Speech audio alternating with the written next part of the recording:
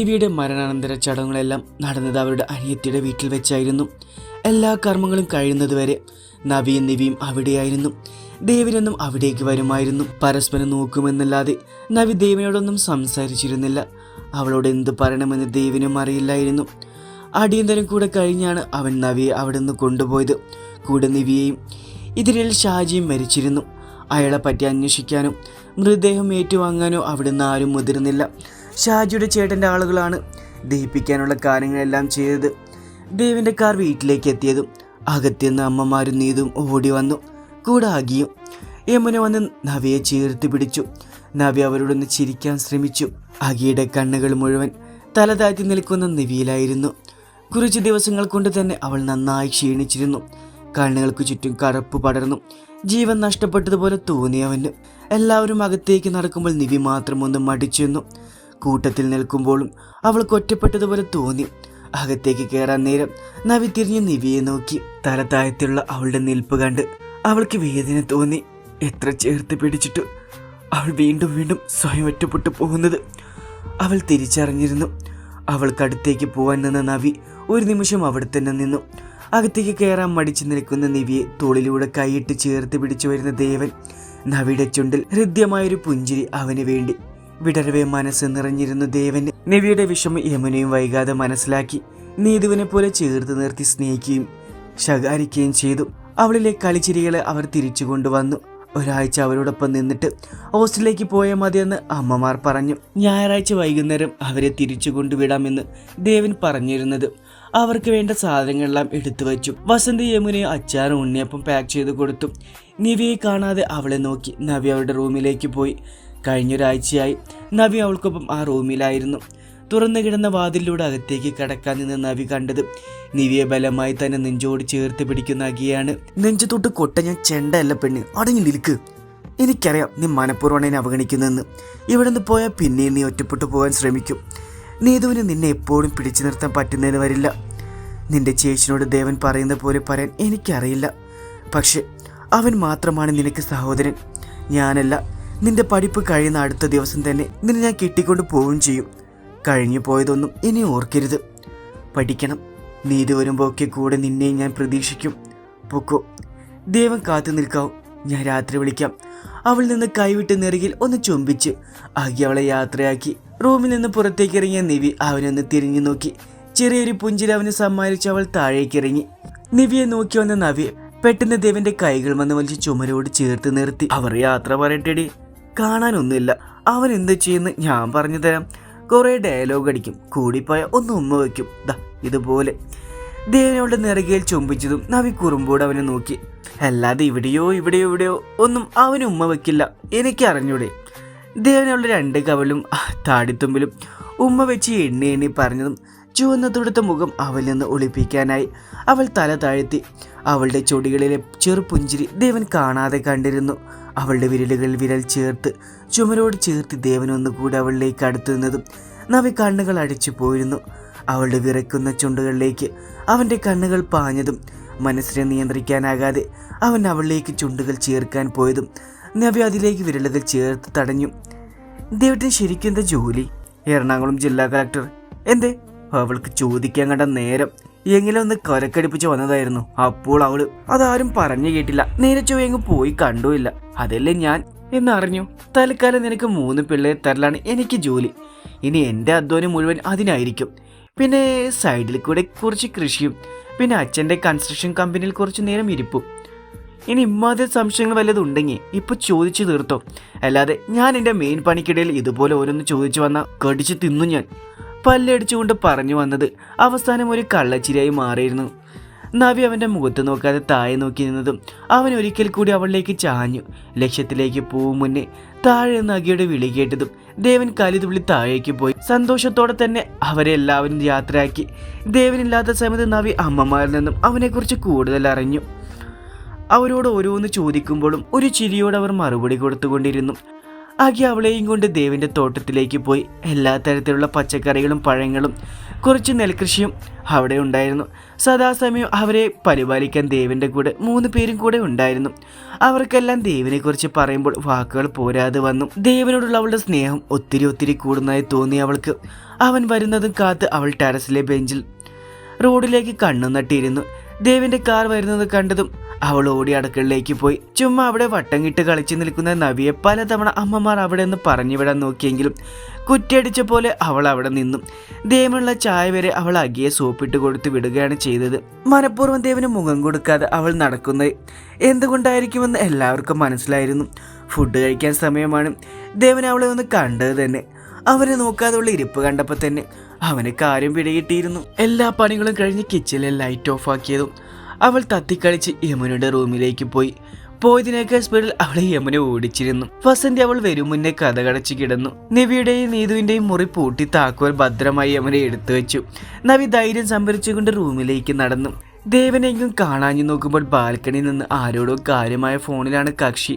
നവി പിന്നൊന്നും ആലോചിക്കാതെ ബെഡിലേക്ക് കിടന്നു. കഴുത്തറ്റം പുതച്ച് കണ്ണുകൾ അടച്ച് കിടന്നു.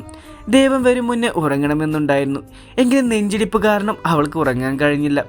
ദേവൻ വരുന്നത് കണ്ടതും അവൾ കണ്ണുകൾ മുറുകെ അടച്ചു കിടന്നു. ഒറ്റ നോട്ടത്തിൽ തന്നെ അത് കള്ളവർക്കാണെന്ന് ആ ദേവന് മനസ്സിലായെങ്കിലും അവൻ ചിരിച്ചുകൊണ്ട് അവൾക്കടുത്ത് വന്ന് കിടന്നു. ദേവൻ കിടന്നെന്ന് മനസ്സിലായതും അവളൊന്ന് ആശ്വസിച്ചു. ഏറെ നേരം കഴിഞ്ഞിട്ടും അവൾക്ക് ഉറങ്ങാൻ കഴിഞ്ഞില്ല. ദേവനായിരുന്നു അവളുടെ മനസ്സ് നിറയെ. പതിയെണീറ്റ് റൂമിലെ ഡിം ലൈറ്റ് ഇട്ടു. അതിന്റെ വെളിച്ചത്തിൽ അവൾ അവനെ നോക്കിക്കിടന്നു. നവി ഉറങ്ങിയില്ലെന്ന് മനസ്സിലാക്കി ദേവന് കണ്ണുകൾ തുറന്നു അവളെ നോക്കിക്കിടന്നു. ഉറങ്ങിയില്ലല്ലേ? വാ, നമുക്ക് കുറച്ചു നേരം സംസാരിക്കാം.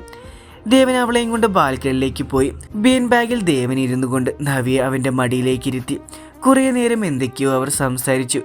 ചിരികളും കളികളുമായി അവർക്ക് കൂട്ടിന് ഒരു മഴ കൂടി വന്നു. പുറത്തെ ശക്തമായ മഴയിലെ വെള്ളം ഇവർക്ക് നേരെ തെറിക്കുന്നുണ്ടായിരുന്നെങ്കിലും അവിടെ നിന്ന് എണീറ്റ് പോകാൻ രണ്ടുപേരും ആഗ്രഹിച്ചില്ല. രണ്ടുപേർക്ക് നന്നായി തണുത്ത് തുടങ്ങിയപ്പോഴാണ് മനസ്സില്ലാ മനസ്സോടെ അവർ അകത്തേക്ക് കയറിയത്. ദേവന്റെ നെഞ്ചിൽ കിടക്കുമ്പോൾ നവിക്കും അവൾ നെഞ്ചോട് ചേർത്തിരുന്നപ്പോൾ അവനും മറ്റൊന്നും അറിഞ്ഞിരുന്നില്ല. അവരിൽ നിന്ന് അകലാൻ ആഗ്രഹിക്കാത്തതുപോലെ നിന്ന് നവി ദേവൻ തന്നെ ഡ്രസ്സ് എടുത്തു കൊടുത്ത് ചേഞ്ച് ചെയ്യാൻ പറഞ്ഞു വിട്ടു. നനഞ്ഞ ഷർട്ട് അയച്ചു മാറ്റിയപ്പോൾ നെഞ്ചിൽ ഇപ്പോഴും അവളുടെ ശ്വാസത്തിന്റെ ചൂടുള്ളതുപോലെ തോന്നിയവന് നെഞ്ചിൽ കൈവച്ചു. ഒന്നുകൂടെ ആ നിമിഷങ്ങൾ ഓർത്തു നിന്നതും പുറകിൽ നിന്ന് അവൾ അവനെ പുണർന്നു. ദേവേട്ട, ഇരുട്ടിന്റെ മറയില്ലാത്ത പ്രണയം കൊണ്ട് എന്നെ സ്വന്തമാക്കാമോ? ഒരിക്കൽ നശിച്ചു പോയ എൻ്റെ ജീവിതത്തെ ആ പ്രണയച്ചൂടിൽ വീണ്ടും മുന്നോട്ട് കൊണ്ടുപോകുമോ? ദേവന്റെ നഗ്നമായ പുറത്ത് ചുംബിച്ചുകൊണ്ട് അവൾ അവനെ ഒന്നുകൂടെ മുറുകെ പിടിച്ചു. അവളുടെ കൈകൾ എന്തിനോ വേണ്ടി തിരിഞ്ഞു. അവസാനം അവൻ്റെ നെഞ്ചിൽ ചേർന്ന് കിടക്കുന്ന പുലിനഖത്തിൽ മുറുകെ പിടിച്ചു. അവളുടെ ശരീരത്തിലെ ചൂട് പതിയെ അവളിലേക്ക് വ്യാപിച്ചിരുന്നു. കണ്ണുകൾ അടച്ചു തുറന്നുകൊണ്ട് അവൻ അവളെ പുറകിൽ നിന്ന് വലിച്ചു മുന്നിലേക്ക് നിർത്തി. നവി വശ്യമായി പുഞ്ചിരിച്ചുകൊണ്ട് അവൻ്റെ കഴുത്തിലൂടെ കൈയിട്ട് ഉയർന്നു വന്ന് മൃദുലമായി അവൻ്റെ ചുണ്ടുകളിലേക്ക് ചുണ്ട് ചേർത്തു.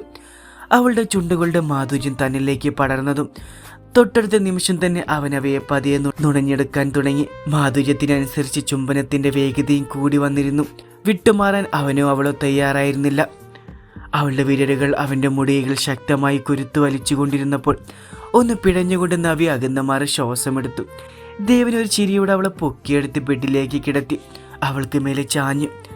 Navi, I love you. അവളുടെ ചെവിയോരും പതിഞ്ഞ ശബ്ദത്തിൽ പതിഞ്ഞതും ചിരിച്ചുകൊണ്ട് അവനെ ആഞ്ഞു പുണർന്നു അവൾ. നവിയുടെ കവിളിലും നെറ്റിയിലും ചുണ്ടിലും തുടങ്ങിയ ചുംബനം നിർത്താതെ അലഞ്ഞപ്പോൾ അവൻ്റെ ചുണ്ടുകൾക്ക് തടസ്സമായതെല്ലാം അവൻ കൈകൾ കൊണ്ട് പറിച്ചു മാറ്റി.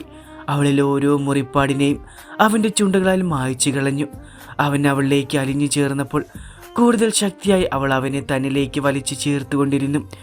അവനിൽ പൂർണ്ണമായി ലയിച്ചു കിടക്കുമ്പോൾ അവനിപ്പം മാറിൽ പതിഞ്ഞു കിടക്കുന്ന താലി ഒരിക്കലും പ്രതികാരത്തിൻ്റെതായിരുന്നില്ല, പ്രണയത്തിൻ്റെ ആയിരുന്നു. കുളി കഴിഞ്ഞു ഈറമുടിയിലെ ഉടക്ക് കളഞ്ഞുകൊണ്ടിരിക്കുമ്പോഴാണ് അവളെ തന്നെ ഉറ്റുനോക്കിക്കൊണ്ട് കിടക്കുന്ന ദേവനെ കണ്ടത്. എന്താ ദേവേട്ട, ആദ്യമായി കാണും പോലെ? ഒന്നുമില്ല, ഇങ്ങനെ കിടന്നത് കൊണ്ടുള്ള വ്യൂ കൊള്ളാം. ഞാൻ കുറച്ച് വിത്ത് വിതച്ചാലോ എന്ന് ആലോചിക്കുക. ദേവനൊരു കള്ളച്ചിരിയോടെ പറഞ്ഞതും നവി തെന്നി നീങ്ങിയ സാരി പിടിച്ച് അവന്റെ നേരെ നടന്ന് പുതപ്പിച്ചു. പുതച്ചിരിക്കുന്ന പുതപ്പെടുത്ത് മാറ്റി. 5 കൊല്ലം മുമ്പ് ഒന്ന് വിതച്ചതാ ഈ കിടക്കുന്ന. സ്കൂളിൽ പോവാതെ അച്ഛന്റെ പിന്നാലെ ഇങ്ങനെ നടന്നോളും. കണ്ണിലേക്ക് വെള്ളമടിച്ചത് ദേവന്റെ കൈക്കുള്ളിൽ കിടന്ന് നിന്നോസ് എണീറ്റ് ദേവന്റെ നെഞ്ചിലേക്ക് കയറി കിടന്നു. ദേവൻ അവളെ ഒരു കൈ കൊണ്ട് ചേർത്ത് പിടിച്ചു. 4 ചുമരക്കുള്ളിലിരുന്ന് എന്ത് പഠിക്കാനടി? അവൾക്ക് വേണ്ടതൊക്കെ ഞാൻ പഠിപ്പിക്കുന്നുണ്ട്. എൻ്റെ മോള് മണ്ണിനെയും മനുഷ്യനെയും പഠിച്ചാൽ മതി. ഇപ്പോൾ ബാക്കിയൊക്കെ പിന്നെ. ഇപ്പൊ ആഴ്ചയിൽ 2 ദിവസം പോകണ്ടല്ലോ, അത് മതി. അച്ഛനും മോൾ അവിടെ കിടന്നു, ഞാൻ പോവാ, എന്റെ കാര്യം നോക്കി. നവി കയ്യിൽ കിട്ടിയ പൗണ്ടർ ടിന്നെടുത്ത് ദേവനെ ഇറങ്ങിപ്പോയി. താഴേക്ക് ചെല്ലുമ്പോൾ നിവി താടിക്ക് കൈ കൊടുത്ത് ഡൈനിങ് ടേബിളിൽ ഇരിക്കുന്നുണ്ട്. മുന്നിലെ പാത്രങ്ങളിൽ പല ആഹാര സാധനങ്ങൾ ഇരിക്കുന്നുണ്ടെങ്കിലും അവൾ അതൊന്നും മൈൻഡ് ചെയ്തില്ല. മുഴച്ചു നിൽക്കുന്ന വയറിൽ നിന്ന് തലോടിക്കൊണ്ട് നിവി സന്തോഷത്തോടെ അകിക്ക് നേരെ തിരിഞ്ഞു. ഇടിയപ്പം മതിയെന്ന്, കൂടെ മുട്ടക്കറി അല്ല വാവേ.